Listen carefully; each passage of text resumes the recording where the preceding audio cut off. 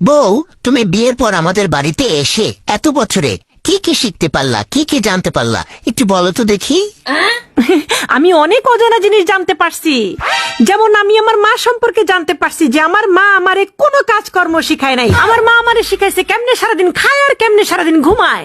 আমি আমার বাপ সম্পর্কে জানতে পারছি যে আমার বাপ আমাকে কোনো আদব কায়দা শিখায় নাই। আমার বাপ আমাকে অতি আদর দিয়ে একটা বাদরে পরিণত করেছে। আমি আমার বড় বোন সম্পর্কে জানতে পারছি যে আমার বড় বোন আমাকে সারাদিন ফোন দিয়ে খালি সংসার ভাঙার তন্ত্র মন্ত্র দেয়। আমি আমার ছোট বোন সম্পর্কে জানতে পারছি যে আমার ছোট বোন সারাদিন কেমনে দুলাভাইয়ের পকেট কাটা যায় সেই বুদ্ধি দেয়।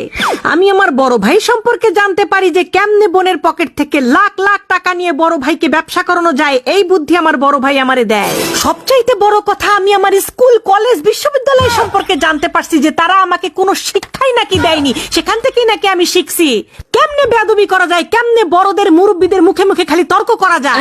আর আরেকটা জিনিস কি, আমি আমার নিজের সম্পর্কে এতদিন যা জানতাম না সেটাও জানতে পারছি। আমি নাকি একটা নবাব জাদি, আমি নাকি একটা জমিদারের বাচ্চা, আমি নাকি জন্মগত আইলসার বাচ্চা, আমি নাকি একটা জাদুকরি, আমি নাকি আমার শাশুড়ির পোলারে জাদু মন্ত্র করে আমার বসে থুয়ে দিয়েছি, আমি নাকি একটা ডাইনি, আমি নাকি একটা কুটনি। এইগুলো আমি বিয়ের পর জানতে পারছি। জান, আমার জিজ্ঞেস করাটাই ভুলেছে। পানি খাও, পানি খাও, অনেক কথা বলছো। উচিত কথা তো তাই শুনে পালিয়েছে। তো আমার আরো কি কি পয়েন্ট যেন মিস হয়ে গেছে, আরো কি কি যেন বলা লাগতো। গুরুত্বপূর্ণ